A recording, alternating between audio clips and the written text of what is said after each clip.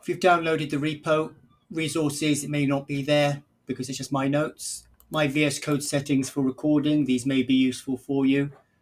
They can adjust the width along here, for example. The tree indent's 20 here. If I make that 40, you'll see how that moves across. We'll save that back. A data folder for any data files, our fundamentals sections. We're going to be installing PyTest, Rich, PyBoxen, and requests. We're not really going to use PyTest that much, just going to call it, but we're not going deep into it. The template pytest.ini files here, basic settings, and it also produces a log file if we need it here. So with all that done, let's just do python-mvenv, set up a virtual environment.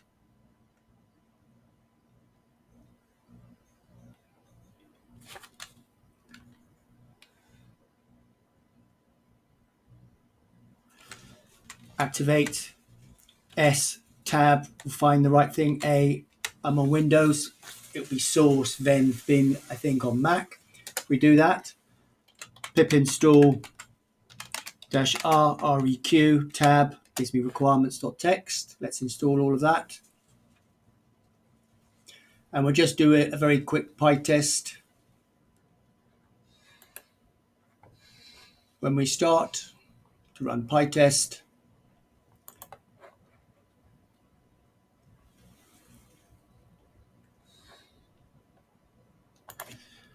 so cls python-mvenv PyTest, pardon me, and we'll just do -vs for outputting to the console and slightly more verbose. And as you can see, the kind of formats we're going to be getting, don't worry about these errors because I've got some folders that need separate installation. But as you can see, this is PyBoxen, produces a very nice simple box.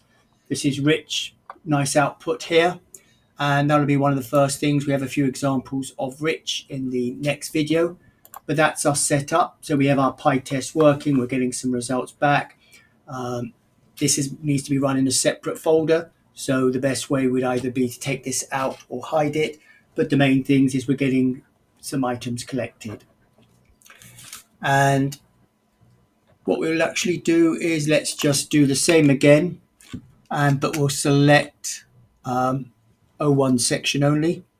So we'll select O1 tab, section fundamentals, and we'll do 10. And let's just run that. And that, great, that's passed all the tests and that's avoided all those errors. And what I did there is basically just selected a particular folder rather than all of them there. And you can see we're running different tests and outputs so we can see what's going on. In fact, for example, globals and so on. So in the next lesson, we'll have a quick look at Rich, because that's a really nice library, as well as PyBoxen.